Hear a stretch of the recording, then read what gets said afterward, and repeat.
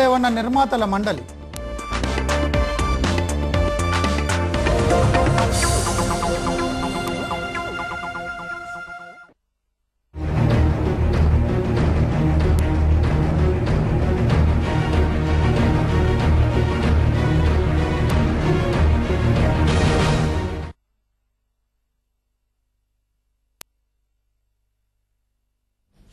AP రాజధాని భూమి పూజ ముహూర్తంపై వివాదం నెలకొంది. జూన్ 6 ఉదయం 8:49 శంకుస్థాపన చేయాలని ప్రభుత్వం నిర్ణయించింది. అయితే వేద పండితులు నిర్దేశించిన ఈ ముహూర్తం సరైంది కాదని పంచాంగ పండితులు ఆరోపిస్తున్నారు. పుష్కరాల సమయంలో శుభకార్యం తగదని చెప్తున్నారు. ప్రముఖ పంచాంగ పండితుడు, గతంలో టీడీపీ ఆఫీసులో పంచాంగ శ్రవణాలు వినిపించిన శ్రీనివాస్ గార్గేయ ఇదే అభిప్రాయాన్ని బలంగా చెప్తున్నారు. పండితులు నిర్దేశించిన ముహూర్తంపై విభేదిస్తున్నారు. దాంతో ఈ అంశంపై చర్చ సాగుతోంది. ఇంతకే జూన్ 6వ తేదీ ఉదయం 8:49 సుముహూర్తమా దుర్ముహూర్తమా? ఏబిఎన్ ప్రత్యేక చర్చలు చూద్దాం. దీనికి సంబంధించి శ్రీనివాస్ గార్గేయ, ప్రముఖ జ్యోతిష్ సిద్ధాంతి శ్రీనివాస్ గార్గేయ ఉన్నారు. అదేవిధంగా మనకి స్టూడియోలో ఉన్నారు శ్రీధరాచార్య, ఆగమ జ్యోతిష శాస్త్ర పండితులు. విజయవాడ స్టూడియో నుంచి కప్పగంతుల సుబ్బరామ సోమయాజి జ్యోతిష్ సిద్ధాంతి కూడా మనకి అందుబాటులో ఉన్నారు. మరి కాసేపట్లో రాజమండ్రి నుంచి బుట్టే వీరభద్ర దైవజ్ఞ సిద్ధాంతి కూడా మనకు వస్తారు. అందరికీ నమస్కారం. ముఖ్యంగా శ్రీనివాస్ గార్గేయ గారు, ప్రతిసారి కూడా తెలుగుదేశం పార్టీ కానీ ప్రభుత్వం కానీ పెట్టే కార్యక్రమాలంటే కూడా గార్గేయ ముహూర్తం పెడతారు. దీనికి మీరు ముహూర్తం పెట్టలేదు కాబట్టి దుర్ముహూర్తం అయిందా? శ్రీనివాస గార్గేయ మాత్రమే ముహూర్తాలు పెట్టాలనే రూల్ లేదు. ఎవరైనా ముహూర్తాలు పెట్టవచ్చు. ఆనాడు ప్రమాణ స్వీకార ముహూర్తం పెట్టిన కారణంగా ఎంతో మంది కూడా విమర్శించారు. కానీ ఒక్కసారి వెనక్కి తిరిగి చూసుకోమని చెప్పండి. దేశ విదేశాల నుంచి ఫండ్స్ ఏ విధంగా వస్తున్నాయో, నిన్న జైకో నుంచి వచ్చే ఫండ్స్, వేలాది ఫండ్స్ వచ్చాయి. మరి ఇన్ని ఫండ్స్ వచ్చిన ఆ ఫండ్స్ అన్ని కూడా సద్వినియోగం చెందాలి. ఎక్కడా కూడా దుర్వినియోగం కాకూడదు. ఆ మహానుభావుడు రాత్రనక పగలనక ప్రజల కోసం శ్రమిస్తున్నాడు. అలాంటి ప్రజల కోసం శ్రమించే నారా చంద్రబాబు నాయుడు గారి కోసంగా అద్భుతమైన ముహూర్తం ఉండాలి, కానీ ప్రతిష్టాత్మకంగా ముహూర్తం ఉండాలి తప్ప ఏదో చిన్న చిన్న పనులకు చేసుకునేటువంటి ఇలాంటి ముహూర్తాన్ని పెట్టుకుంటే ఎలా? శంకుస్థాపన ముహూర్తం కాదు ఇది. ఉపనయనము, వివాహము ఇలాంటి ముహూర్తాన్ని తీసుకొచ్చారు ఇది. కనుక ఎన్నో కోణాలను పరిశీలిస్తే కేవలం అక్కడ దీనికి లగ్న శుద్ధి ఉంది, ఆ శుద్ధి ఉంది, చతుర్థ శుద్ధి ఉంది, అష్టమ శుద్ధి ఉంది, తారాబలం సరిపోయింది, ఇవి కాదు. ఈ ముహూర్తానికి ముందు 40 రోజుల నుంచి, పుష్కరాల ప్రారంభానికి ముందు 40 రోజుల నుంచి ఉన్న గ్రహ సంచార స్థితిగతిని ఒకసారి తెలుసుకోవాలి. అంతేకాకుండా వాస్తు పురుషుడైనటువంటి వాడు సూర్యుడు, సూర్యుని యొక్క రాశి సింహరాశి. ఆ సింహరాశిలోకి శుభగ్రహమైన గురువు 12 సంవత్సరాలు ఒక్కసారి వస్తాడు. కనుక అలాంటి గ్రహం గురువు చంద్రబాబు నాయుడు రాశి యొక్క రాశి అధిపతి గురువు 2015వ సంవత్సరం జూలై నెల 14వ తేదీ నుంచి 2015వ సంవత్సరం జూలై 14 నుంచి 2016వ సంవత్సరం ఆగస్టు 11వ తేదీ వరకు అదే సింహరాశిలో వాస్తు పురుషుని యొక్క స్థానంలో చంద్రబాబు నాయుడు గారి యొక్క రాశికి అధిపతి ఉంటున్నాడు. గనక ఆ దోషాలు పోయిన తర్వాత ముహూర్తం పెట్టుకుంటే అటు చంద్రబాబు నాయుడు గారి స్థితి, అటు సీమాంధ్ర ప్రజల స్థితి అద్భుతంగా విరాజిల్లుతుంది. ఓకే అండి, దానికి సంబంధించి కప్పగంతుల వారే ఉంటారు. మనం విజయవాడ స్టూడియో తెలుసుకుందాం. సార్ నమస్కారం. సో ఈ ముహూర్తం మంచిది కాదు అని చెప్తున్నారు శ్రీనివాస్ గార్గేయ. ముఖ్యంగా ఆయన చెప్తున్న దాంట్లో పుష్కరాలకి 40 రోజుల ముందు నుంచి కూడా సరైన పరిస్థితులు లేవు, చూడకూడదని కూడా వారు చెప్తున్నారు ఇలాంటి ముహూర్తాల కోసం. ఈ పుష్కరాలకి ముందు 40 రోజుల పాటు ముహూర్తాలు పనికిరావు, దానికి బలహీనత అనేటువంటి దానికి మనం ప్రాధాన్యత ఇవ్వకూడదండి. కారణం ఏంటంటే ఇక్కడ మొత్తం రాష్ట్రానికి సంబంధించి రాజధాని ఏర్పాటు చేసుకోవాల్సినప్పుడు ఇది గ్రూప్ కార్యక్రమాలు అండి. ఇవి ప్రజలకు సంబంధించిన కార్యక్రమాలు, సాంఘిక కార్యక్రమాలు. ఇప్పుడు దేవాలయ ప్రతిష్టలకు సంబంధించి జ్యేష్ఠ మాసంలో చేయొచ్చా చేయకూడదా అనే చర్చ కార్యక్రమం వచ్చినప్పుడు జ్యేష్ఠ మాసంలో చేయొచ్చని చెప్పి కొంతమంది, చేయకూడదని కొంతమంది వాదించుకుంటూ ఉంటారు.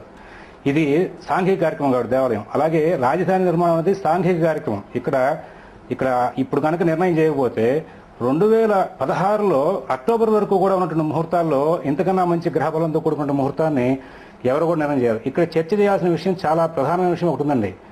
6వ తారీఖు నాడు, 7వ తారీఖు నాడు గ్రహ సముదాయంలో ఎక్కడా కూడా మార్పు లేదు. అటువంటి సందర్భంలో భాగంగా 7వ తారీఖు నాడు పంచమి ఆదివారం ఉండగా దానికి నిర్ధారణ చేయకుండా శనివారం నాడు భూపూజలు అనేవి పనికిరావు కాబట్టి 6వ తారీఖు నాడు శనివారం నాడు, అందులో చవితి నాడు, చవితి అంటే అందరికి కూడా సామాన్య ప్రజలకు కూడా విఘ్నాలు వచ్చేటువంటి రోజు అనేటువంటి అందరికీ తెలిసిన రోజు. అటువంటి రోజు నిర్ణయం చేయడంలో జ్యోతిష్ శాస్త్రంతో సంబంధం లేకుండా ఇంకా ఏమైనా కారణాలు ఉన్నాయా అనే విషయాన్ని ఒకదాని పరిధిలో తీసుకోవాల్సిన అంశం ఉంది. అట్ ద సేమ్ టైం జ్యేష్ఠ మాసంలో శంకుస్థాపన పనికాదని సర్వసాధారణంగా అన్ని గ్రంథాలు జరుగుతూ ఉన్నాయి. జ్యేష్ఠే కర్తృర్భవే మృత్యు అని ముహూర్త గణము చెప్తోంది. జ్యేష్ఠే గృహి విపద్యేత అని సమరాంగణ సూత్రధార చెప్తోంది. జ్యేష్ఠే మృత్యుం తథైవచాన్ని వాస్తు ప్రదీపం చెప్తోంది. అలాగే ఆ జ్యేష్ఠ మాసం పనికిరాదు అని చాంద్రమాన రీత్యా చెప్తున్నప్పటికీ కూడా అదే గ్రంథాల్లో మళ్ళీ సౌరమానాన్ని ముడిపెట్టుకుని తీసుకుని వస్తూ ఏం చేశారంటే వృషభంలో ఈ యొక్క రవి సంచారం జరుగుతూ ఉండగా అదే సమయంలో ఉన్నటువంటి ఈ యొక్క జ్యేష్ఠ మాసం కనుక ఒకవేళ వస్తే ఆ సందర్భంలో మనకి అక్కడ దోషం లేదు, కార్యక్రమాలు చేసుకోవచ్చు, శంకుస్థాపన చేసుకోవచ్చు అని చెప్పారు. ముహూర్త చింతామణి అనేటువంటి గ్రంథంలో కైశ్యన్మేషరవో మధో వృషభగే జ్యేష్ఠే శుచో కర్కటకే అని చెప్పేసి ఒక సూత్రం ఉందండి. వృషభంలో రవి ఉన్నప్పుడు అందులో ఈయన జూన్ 15 వరకు కూడా అక్కడే ఉంటారు వృషభంలోవి. ఆ రవి ఉండగా జ్యేష్ఠ మాసం కూడా పనికొస్తుందని ఇక్కడ పుష్కరాలకే ముందు అనే దానికి ఒక ఆధారం చూపించాలి. బలానా గ్రంథంలో ఇట్లా ఉందని చూపించాలి. ఇది నా యొక్క మానసిక వ్యవస్థ, దీని ప్రకారం నేను చెప్తున్నా అనే మాట శాస్త్రం పనికిరాదు. ఇక్కడ జ్యేష్ఠ మాసం పనికొస్తున్న గ్రంథాలు ఉన్నాయి, పనికిరాని గ్రంథాలు ఉన్నాయి. వీటిల్లో వెయిటేజ్ ఇవ్వడం కోసం చెప్పి గ్రంథాలు పెట్టి మాట్లాడాలి, శాస్త్రం పెట్టి మాట్లాడాలి. పనికిరావు అనేటువంటి గ్రంథాలు 20 గ్రంథాలు ఉన్నాయండి వరుసగా. సమరాంగణ సూత్రధార, అలాగే సనత్ కుమార గృహవాస్తు, వాస్తురాజ వల్లభం, మత్స్య పురాణం, అలాగే పూర్వకాలామృతం, అవన్నీ కూడా ఉన్నాయి. ముహూర్త దర్పణం, ముహూర్త చింతామణి, ముహూర్త సుధ అనేటువంటి గ్రంథాల్లో కూడా ఉన్నాయి. కానీ పక్కనే వాటిల్లో సౌరమాన రీత్యా వృషభ మాసంలో జ్యేష్ఠ మాసం కలిసి ఉండగా అనేది చెప్పారు. రెండోది ఏంటంటే గ్రహబలం చూసుకోవాలి. చాలా చక్కటి గ్రహబలంతో కూడిన ముహూర్తం పెట్టారు, కాదనం లేదు. సాంఘిక కార్యక్రమం ఇది ఒకటి ఇక్కడ గుర్తుపెట్టుకోవాల్సిన అవసరం ఉంది. ఈ ముహూర్తాన్ని దాటి వెళ్తాను, వెళ్ళిన తర్వాత ఇంకో మంచి ముహూర్తాన్ని చూపిస్తాను, ఎక్కడ ఎవరు వంకబెట్టిన ముహూర్తం చూపిస్తాను అనేటువంటి ధైర్యం, ఆ వద్దు అనేటువంటి వాళ్ళకి ధైర్యం ఉందా లేదని కూడా ఆలోచించాలి. ఇక్కడ లేవండి, ముహూర్తాలు లేవు నెక్స్ట్ ఇయర్ నవంబర్ దాకా. అంటే 2016 నవంబర్ దాకా చంద్రబాబు నాయుడు గారు రాజధానికి శంకుస్థాపన చేయకుండా కూర్చుంటే ఆయన కార్యక్రమాలు చాలా ఉన్నాయి. అందుకోసమే కార్యక్రమాలంటే నడుపుకోవడం కోసం చెప్పేసి శాస్త్రంలో రాజ్య సంబంధమైన కార్యక్రమాలు కొన్ని మతాంతరాలు కూడా చెప్పుకుని వచ్చారు ధర్మశాస్త్ర రీత్యా. కాబట్టి ఇక్కడ పుష్కరాలు వస్తున్నాయి కాబట్టి పుష్కరాలకు 40 రోజుల ముందు అనే మాట కొంచెం అపహాస్యమైన మాటనే అనుకోవాలి. కారణం అంటే పుష్కరం ప్రారంభం దగ్గర నుంచి నిషేధం అని చెప్తూ ఉంటే శాస్త్రం అంతా కొత్తగా ఇది ఒక కొత్త సబ్జెక్ట్. మనం రూమర్ కూడా వింటున్నాం, పుష్కరాలకు 6 నెలల ముందు కార్యక్రమాలు పనికి రావటం, 6 నెలల తర్వాత కార్యక్రమాలు పనికి రావడం, ఇల్లిటరేట్స్ మాట్లాడినట్టుగా మనం మాట్లాడుకుంటే కుదరదు. ఇప్పుడు శాస్త్రం చూపించాలి, దీనికి అది బలమైనది ఏం చూపించాలి, ఆచారంలో ఉన్నది ఏం చూపించాలి. ఇక్కడ వృషభ మాసంలో జ్యేష్ఠ మాసం కలిసినప్పుడు చేసుకునేటువంటి ఆచారం మన ప్రాంతంలో లేదు. కానీ ఇక్కడ కృష్ణా, గుంటూరు, ఉభయ గోదావరి జిల్లాలు తీసేగా మిగతా రాష్ట్రాలన్నింటిలో కూడా చేసుకుంటున్నారు. అందువలన అక్కడ ఆచారంలో మిగతా రాష్ట్రాలన్నింటిలో కూడా ఉంది కాబట్టి తీసుకొచ్చుకోవచ్చు మనం, మంచి ఆచారం కాబట్టి. ఓకే, మనకు ఆపస్తముడు కూడా మంచి ఆచారం ఎక్కడ జరుగుతుందో దాన్ని వచ్చి పెట్టుకున్నాడు. ఒక్క నిమిషం ఆగండి. అలాగే రెండో విషయం ఏంటంటే ఇప్పుడు జరుగుతున్న సందర్భంలో భాగంగా ఇది చర్చనీయాంశమైన విషయం. 6వ తారీఖు 7వ తారీఖు అనే మాట మాత్రం మాట్లాడుకోవాలి. కానీ గ్రహబలం బాగున్న టైంలో దీన్ని చేస్తే నష్టమేం లేదు. మూడో పాయింట్ అండి, ఇక్కడ చాలా ఆలోచించాల్సిన విషయం, ఒక బలమైన పాయింట్ ఒకటి ఉందండి. ఇక్కడ ఆచారం మనకు సంబంధించినటువంటి విషయంలో జ్యేష్ఠ మాసానికి ఇతర రాష్ట్రాల వాళ్ళు ఆచరిస్తున్న ఆచారం మంచి ఆచారం కాబట్టి మనం తెచ్చుకుని పెట్టుకుంటే నష్టం ఏమిటి అనే విషయం శాస్త్రంలో ఉన్న విషయమే కాబట్టి దీని అందరూ తీసుకోవాలనే విషయమే చర్చ చేసుకోవాలి. ఇప్పుడు మీరు చెప్పండి. ఓకే అండి, బుట్టే వీరభద్ర దైవజ్ఞ శర్మ ఏమంటారు ఒకసారి చూద్దాం. బుట్టేవారు, ఈ రాజధాని భూమి పూజకి సంబంధించి ముహూర్తం మంచిది కాదు అని శ్రీనివాస్ గారికే వాదిస్తున్నారు, మీ అభిప్రాయం ఏంటి? అయ్యా నమస్కారం. మూర్తి గారు నమస్కారం, చెప్పండి. హలో, చెప్పండి సార్. అక్కడ ఉన్నటువంటి గార్గే గారికి, ఇతర పండితులందరికీ కూడా నా నమస్సుమాంజులు, నా నమస్కారాలు తెలియజేస్తున్నాను. ఇప్పుడు విషయం రాజధాని నిర్మాణం ముహూర్తం గురించి కదండి. అయితే ఈ ముహూర్తం చాలా గొప్పది. ఎందువల్లంటే జ్యేష్ఠ మాసంలో కృష్ణపక్షంలో చవితి స్థిరవాసరం, పైగా కర్కాటక లగ్నంలో గురు శుక్రులు లగ్నం ముందుండి ఆ లగ్నాధిపతి లగ్నాన్ని వీక్షిస్తూ ఏకాదశి ముందు 3 గ్రహాలు ఉన్నటువంటి ఈ ముహూర్తం పంచేష్టిక బలం కలిగి ఉందని నిర్భ్యంతరంగా చెప్పొచ్చు. ఇందులో ఏ విధమైనటువంటి సందేహం లేదు. ఎందువల్లంటే జ్యేష్ఠమాసం నిషేధం కూడా మనకి లేదు. ఇందులో వృషభ రాశిలో రవి ఉండగా జ్యేష్ఠమాసం నిషిద్ధం కాదు. దీని గురించి పురుషార్థింతామని కానీ, సర్వ హేమాద్రి కానీ, మిగిలినటువంటి విద్యామాధవి గ్రంథాలు బహుళంగా చెబుతున్నాయి. కాబట్టి ఈ ముహూర్తం చాలా విశేషమైనదిగా నేను భావిస్తున్నాను. పైగా ఇలాంటి ముహూర్తాలను చేసేటప్పుడు ప్రభుత్వం వారు ఒక జాగ్రత్త తీసుకుంటే బాగుండునని నా అభిప్రాయం. ఎందువల్లంటే వారు మఠాధిపతులు ఉన్నారు, పీఠాధిపతులు ఉన్నారు ఆంధ్రదేశంలో, భారతదేశంలోనూ. ఇంత పెద్ద మహానగరాన్ని నిర్మించేటప్పుడు మన రాష్ట్రంలో ఉన్నటువంటి పెద్దవారిని, పండితులందరినీ కూర్చోబెట్టి ఒక కమిటీగా ఏర్పరిచి వాళ్ళ యొక్క అభిప్రాయాలు తీసుకుని ఒక ఏకధాటిగా ఒక ముహూర్తం నిర్ణయించుంటే ఈ చర్చ వచ్చేది కాదు. అంతేగాని ఏదో ఒక సిద్ధాంతి గారిని పట్టుకుని వారు ముహూర్తం చేయటం నిర్ణయం చేయడం అంత ధర్మం కాదు. ఇలాంటి చర్చలు జరగటం వల్ల ఈ ముహూర్త శాస్త్రం మీదే ప్రజలకి అపనమ్మకం కలుగుతుంది. ఒకళ్ళు ఒక తీరులో ఉంటారు, మరొకళ్ళు ఇంకో తీరులో ఉంటారు. కానీ ఏకాభిప్రాయ సాధన అనేది ఒక ఉదాహరణకు భారత న్యాయశాస్త్రం ఉంది. అందరూ చదువుకున్నదంతా ఒకటే. ఆ అపోజిషన్ ప్లేయర్ అదే చదువుతాడు, మామూలు ప్లేయర్ అదే చదువుతాడు, న్యాయమూర్తి అదే చదువుతాడు. కానీ ఒక్కో మనిషికి ఒక్కోలా దృష్టి ఆ ధర్మశాస్త్రం కానీ ఇంకో న్యాయశాస్త్రం కానీ కనబడుతుంది. అలాగే ఈ గ్రహాల యొక్క బలాబలాల్లో వారి యొక్క బుద్ధి బలాన్ని బట్టి, వారికి ఉన్న విద్వత్తుని బట్టి ఒక్కో విధానంగా కనబడుతుంది. కాబట్టి ఈ ముహూర్తం చాలా గొప్ప ముహూర్తం అని నేను భావిస్తున్నాను. శ్రీధరాచార్య గారు మీరేమంటారు? వారు స్పృశించని ఇంకో కొన్ని కోణాలు చెప్పాలి. ఉత్తరాత్రయంలో ఉత్తరాషాఢ మంచిదే, శనివారం చవితి అంతగా స్వీకరించరు. ఇవన్నీ పక్కకు పెడితే కలశచక్రంలో మనకు గర్భస్రావం, వృషభ చక్రంలో అర్ధకృత్ అని వచ్చింది. ఆ రోజుకి మనకు రోహిణిలో ఉన్నాడు సూర్యుడు. అక్కడి నుండి లెక్క పెట్టుకుంటే కలశ చక్రం, వృషభ చక్రం రెండు స్థైర్యంగా బాగా ఉంటేనే మనకు అది స్థైర్యాన్ని అనేక సంవత్సరాలుగా ఉండి బాగా రాణించేందుకు వీలు పడుతుంది. ఇక్కడ ఉన్నంతలో పర్వాలేదని చెప్పవచ్చు, మంచిదని చెప్పవచ్చు. కానీ ఉత్తమోత్తమం అని చెప్పడానికి లేదు, అట్లా అని అధమం అని చెప్పడానికి లేదు. ఎందుకంటే మిథున లగ్నాధిపతి, లగ్న చతుర్థాధిపతి వృషభంలో కుజుడితో పాటు ఉన్నాడు. కేంద్రంలో రాహు, దశమంలో కేతు. క్షమించాలి, మిథున లగ్నం కాదు, కర్కాటక లగ్నం. అయ్యా ముహూర్తం కర్కాటక లగ్నం, మిథున లగ్నం కాదు. ఉదయమా? ఉదయం 8 గంటల క్షమించాలి, ముహూర్తం లగ్నం కర్కాటక లగ్నం, మిథున లగ్నం కాదు. కర్కాటక లగ్నంలో గురువు శుక్రుడు అధిపతి చంద్రుడు. సరే, 3 అత్యంత శుభగ్రహాలు లగ్నాన్ని బలంగా ఉన్నాయి. ఎన్టీ రామారావు జాతకంలో 3 శుభగ్రహాల దృష్టి ఎంత అందంగా ఉన్నాడంటే అంత అందంగా ఉన్నాడు ఆయన. నగరం 50 సంవత్సరాలు కాదు 100 సంవత్సరాలు అయినా ప్రపంచం మొత్తం మీద ఏకైక నగరంగా నిలబడగలదు నా ఊవాచ. సరే గాని అది మీరు లగ్నమే తప్పు లెక్కెట్టారు సార్, మీరు లగ్నం కాదు. అయ్యో సిద్ధాంతి కాదు, ఒక విన్నపం. అది చరలగ్నమా స్థిరలగ్నమా? లగ్నానికి గురు చిక్కుల్లో మనకు నవగ్రహాల్లో స్థిర లగ్నం చరలగ్నం అది కాదని లెక్క. లగ్నాలకు పంచేష్టిక బలం పట్టి ఉంది. ఎందువల్లంటే మనకు నవగ్రహాల్లో అత్యంత శుభగ్రహాలైనటువంటి గురు శుక్ర చంద్రులు 3 లగ్నాలకు బలంగా ఉన్నాయి. ఉదాహరణకు జన్మలగ్నం ఎన్టీ రామారావు జాతకం తీసుకోండి, లగ్నానికి 3 నన్ను మాట్లాడినిచ్చి తర్వాత మీ అభిప్రాయం చెప్పండి. మిమ్మల్ని చెప్పేదానండి, మీరు మాట్లాడొద్దంటే ఊరుకుంటా. మిథులు అంటే అదే లెక్క ఎలాగండి? అయ్యా నేను మాట్లాడొద్దంటే ఊరుకుంటాను. ఇంకా మీరు చెప్పండి పోనీ, అది ఉత్తమోత్తమని కాదా, అది కాదని చెప్పగల సమర్థత ఉండాలి. ఏం జరుగుతుంది చెప్పండి. నేను 50 సంవత్సరాల వరకు ఎవ్రీ ఇయర్ ఈ ముహూర్త బలాన్ని బట్టి చేస్తే ఏం జరుగుతుందో రాసి ఇవ్వగలను. మీరు రాసి ఇవ్వగలరా? రండి రాసిస్తాను నేను. స్పర్ధయా వర్ధతే విద్య. శాస్త్రం చెప్పడం కాదు, ఫలితం చెప్పండి. మీరు తిరుమలలో చెప్పండి సార్, ఏం జరుగుతుంది? ఈ ముహూర్తం చేస్తే ఏం జరుగుతుంది, ఈ ముహూర్తం చేస్తే ఏం జరగదు. 2 శాతం కాగితం మీద రాదు, టీవీ ఛానల్ వరకు ఇద్దాం. 50 సంవత్సరాలు రాసి ఏం జరుగుతుందో. కలశచక్రంలో అది గర్భస్రావం వచ్చింది. కలశచక్రం అయింది, అది వృషభ చక్ర శుద్ధి. ఏదైనా ఒక చక్ర శుద్ధి సరిపోతుంది చెప్పేదండి. ఒకటేం చెప్పకండి, పంచాంగంలో 2 ఉన్నాయి.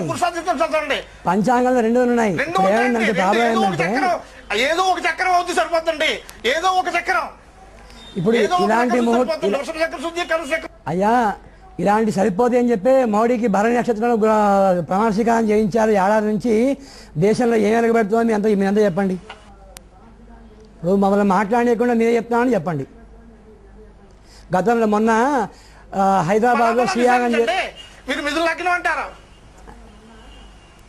మిథున లగ్నం అనుకున్నాము. మిథున లగ్నం చెబుతున్నారు. ఇంకా మీరు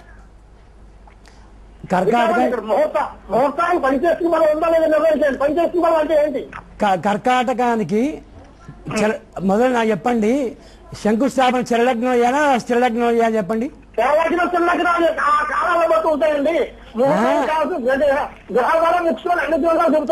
శంకుస్థాపన స్థిరలగ్నంలో చేయాలా చరలగ్నంలో చేయాలా?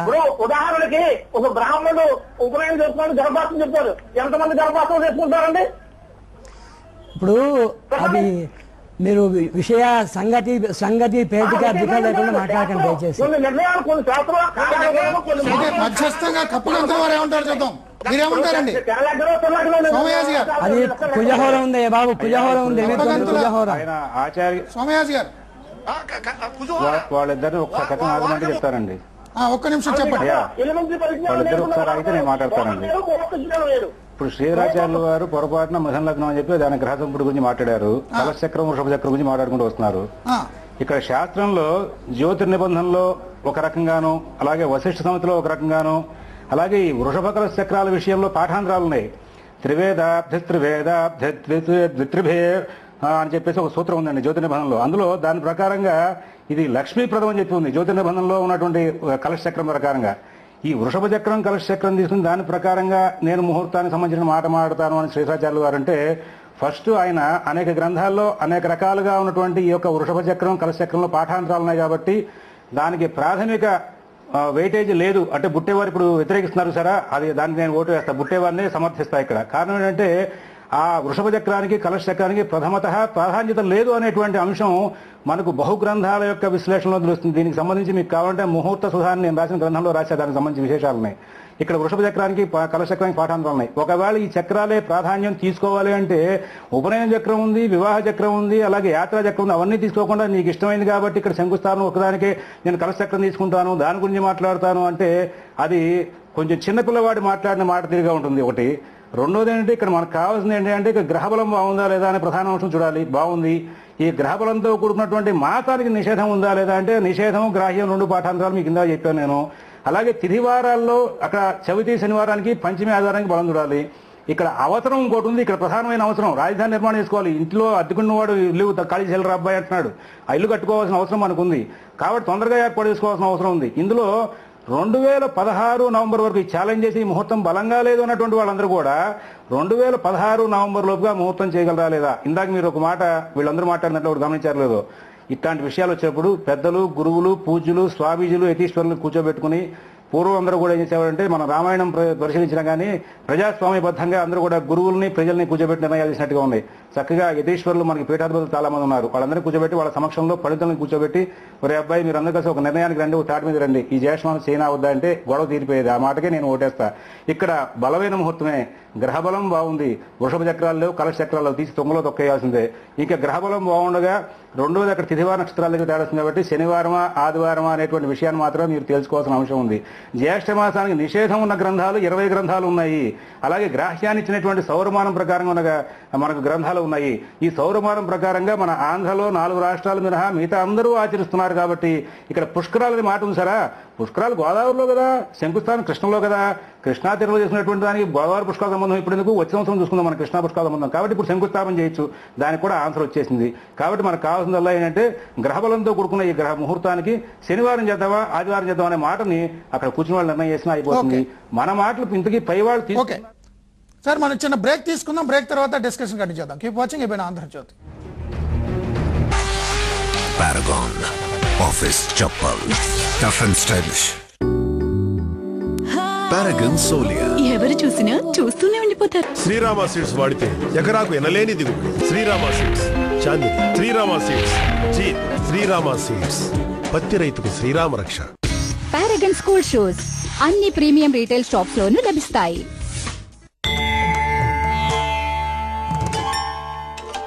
బేషైన జాతకం.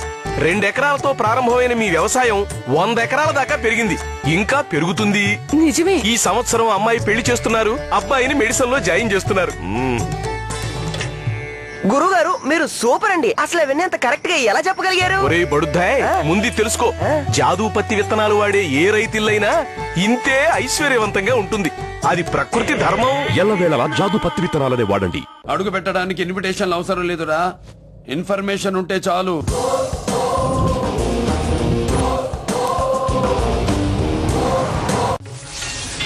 ఆది భిక్షువుకు అక్షర భిక్షేసిన సీత, సినీ మావిడి కొమ్మ మీద సిరివెన్నెల పూత,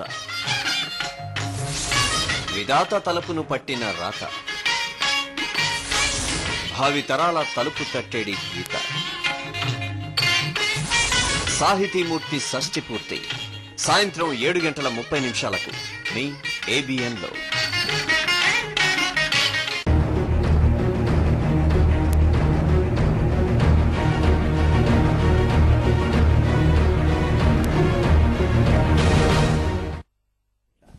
గార్గేయ రెండో వాదన ఏంటో మనం ఒకసారి విందాం. గార్గేయ గారు, పుష్కరాలకు ముందు, పుష్కరాల తర్వాత మఘాది పంచపాదేశ్వరి, పుష్కరాల తర్వాత మఘా నక్షత్ర 4 పాదాలు, ఆ తర్వాత పుబ్బా నక్షత్రం మొదటి పాదం వచ్చి 5 పాదాల్లో జరిగేది దాన్ని సింహగురు దోషము అంటారు. కానీ అదే సింహగురు దోషానికి ముందుగా వచ్చేటువంటిది చంద్రుడికి గ్రహణం పట్టింది. ఆ చంద్రుడికి ఎప్పుడు గ్రహణం పట్టింది? కన్యా రాశిలో. అంటే మొట్టమొదట ఆంధ్రప్రదేశ్ రాష్ట్రం ఆవిర్భవించిన రోజు కన్యా రాశి. ఆ కన్యా రాశిలోనే చంద్రుడికి స్వనక్షత్రంలో గ్రహణం పట్టింది. ఆ చంద్రుడికే గ్రహణం, అదే చంద్రుడికి మళ్ళా గ్రహణం పట్టబోతున్నది. ఈ గ్రహణం యొక్క దోషం ఎప్పటిదాకా ఉంటుంది? పుష్కరాల దాకా ఉంటుంది. కనుక ఆ పుష్కరాల ముందు ఒక 40 రోజుల ముందు నుంచి దాని తీవ్రత ఎక్కువగా ఉంటుంది. కనుక కొన్ని జాగ్రత్తలు తీసుకోవాల్సిన అవసరం. దీనితో పాటు జూలై 1వ తేదీన గురుశుక్రుల యొక్క శుభగ్రహ వీక్షణ మాత్రమే ఒకే ఒకటి మనకు కనబడుతుంది. కనుక ఆ శుభగ్రహ వీక్షణ వలన మన రాష్ట్ర ప్రజలందరూ కూడా సుభిక్షంగా ఉంటారు. ఓకే, డాక్టర్ ప్రదీప్ జోషి గారు ఏమంటారు? శ్రీమాత్రే నమః. ఇప్పుడు ఈ పుష్కరాలకు సంబంధించి కేవలము షోడశ సంస్కారాల వరకు మాత్రమే పుష్కర దోషం అంటారు. అందులోనూ కేవలం వివాహము, గృహప్రవేశం వరకు మాత్రమే దోషాలు. అది ఏంటి? గోదావరి పరివాహక ప్రాంతాలకు 1 యోజన విస్తీర్ణ వరకు మాత్రమే అది చెల్లుబాటులో ఉంటుంది. 1 యోజన విస్తీర్ణ తర్వాత గోదావరి పరివాహక ప్రాంతాలకు ఎలాంటి దోషం కూడా లేదు. అది విశేషంగా కంచి కామకోటి వారి పంచాంగం లోపల కుప్ప ఆంజనేయ శాస్త్రి గారు శాస్త్ర ప్రమాణబద్ధమైనటువంటి వాక్యాలతో నిర్మించడం జరిగింది. కాబట్టి ఇక్కడ వివాదం అనేది లేదే లేదు. ఇది ఉత్తి మాటలు తప్ప ఏదో మరి గోదావరి పుష్కరాలకి ఈ శంకుస్థాపనకి అసలు సంబంధమే లేదు. ఇది నిర్వివాదాంశం. తర్వాత విషయం కనుక చూస్తే కనుక ముహూర్తంలో మాత్రం ఏకాదశం 11 రకాలమైనటువంటి దోషాలు ఉంటాయి. అందులోపల కూడా 11 రకాల దోషం లేని ముహూర్తం ఎవరూ పెట్టలేరు. దాదాపుగా దాంట్లో మ్యాక్సిమం 6, 7 వరకు మనము శుభప్రదం ఉండి 5 రకాల దోషాల వరకు మనం ఎగ్జంప్షన్ చేసుకోవచ్చు. అందులోనూ ముఖ్యమైనటువంటిది అంటే నక్షత్రం మనము సరిగ్గా చూసుకోవాలి. తిథి వార నక్షత్ర యోగకరణంలో సరిగ్గా చూసుకోవాలి. ఇందులోనూ ఇది రాజధానికి సంబంధించిన వివరం కాబట్టి ఇందులోనూ యోగము చాలా ముఖ్యం. యోగము తర్వాత నక్షత్రము. ఆ నక్షత్రం కూడా ఎలాంటి నక్షత్రం సెలెక్ట్ చేశారు అంటే ఉత్తరాషాఢ నక్షత్రము. ఈ చక్కగా దీని ఏంటంటే వరుణ నక్షత్రము అని అంటారు. ఉత్తరాషాఢ నక్షత్రం, పూర్వాషాఢ నక్షత్రం. ప్రేక్షకులందరూ కూడా చూస్తున్నారు. మీరు మీ క్యాలెండర్లో పూర్వాషాఢ ఉత్తరాషాఢ నక్షత్రాన్ని రౌండ్ చేసి పెట్టుకోండి. తప్పకుండా ఆ సమయంలో వర్షాలు పడతాయి. మంచి సమయం అది. ఉత్తరాషాఢ నక్షత్రం మంచిదే. కాకపోతే ఒక చిన్న సందేహం ఏంటంటే తిథివార నక్షత్ర యోగకరం లోపల తిథి వారము 2 కొంచెము సంశయాత్మకంగా ఉన్నాయి. ఎందుకంటే తిథి ఏందో చతుర్థి రిక్త తిథి, వారము శనివారము. కానీ ఈ సంవత్సరానికి రాజు శనియే రాజు కాబట్టి కాస్త శనివారం చేసినా ఏమో ఆ రాజు అనుగ్రహం వల్ల కార్యక్రమాలు నిర్విఘ్నంగా సాగవచ్చు.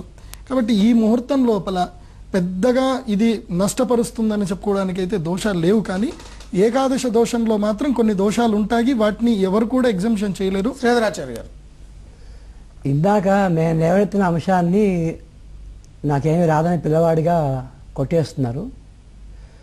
ప్రాథమికంగా జ్యోతిషంలో చరా స్థిర దిస్వభావ, స్థిర లగ్నం ఉండాలని కోరుకోవాలి.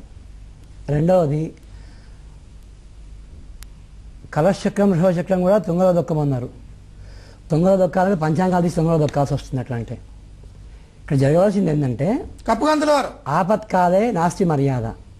ఇప్పుడు వారు చెప్పినట్టుగా వెంటనే వేరే ముహూర్తాలు భవిష్యత్తులో లేవు గనక కప్పగంతుల గారు మొత్తం పంచాంగానే తొక్కలో తొక్కాలంటున్నారు. ఈయన మీరు తుంగలో తొక్కాలన్నారు కదా, మొత్తం పంచాంగానే మాట్లాడే దాంట్లో ఇప్పుడు నేను చిన్న కాదండి, నేను క్వశ్చన్ ఆన్సర్ 2 చెప్పానండి. క్వశ్చన్ ఆన్సర్ నేను చెప్పా. వృషభ చక్రం, కలశ చక్రానికి విభిన్న పాఠాంతరాలు ఉన్నాయి. ఒక దాంట్లో ఒక అంకె పనికొస్తుందని చెప్పిన అంకె ఇంకో దాంట్లో పనికాదని చెప్పి సూచన ఉంది. జ్యోతిర్ నిబంధనలో 18వ నక్షత్రం పనికొచ్చే నక్షత్రం, పనికిరా నక్షత్రం, గ్రంథాల పేర్లు కూడా మీకు వెంటనే ఉటంకించి నేను ఇచ్చేస్తాను మీకు చేతిలో. అది చూసుకోమనండి.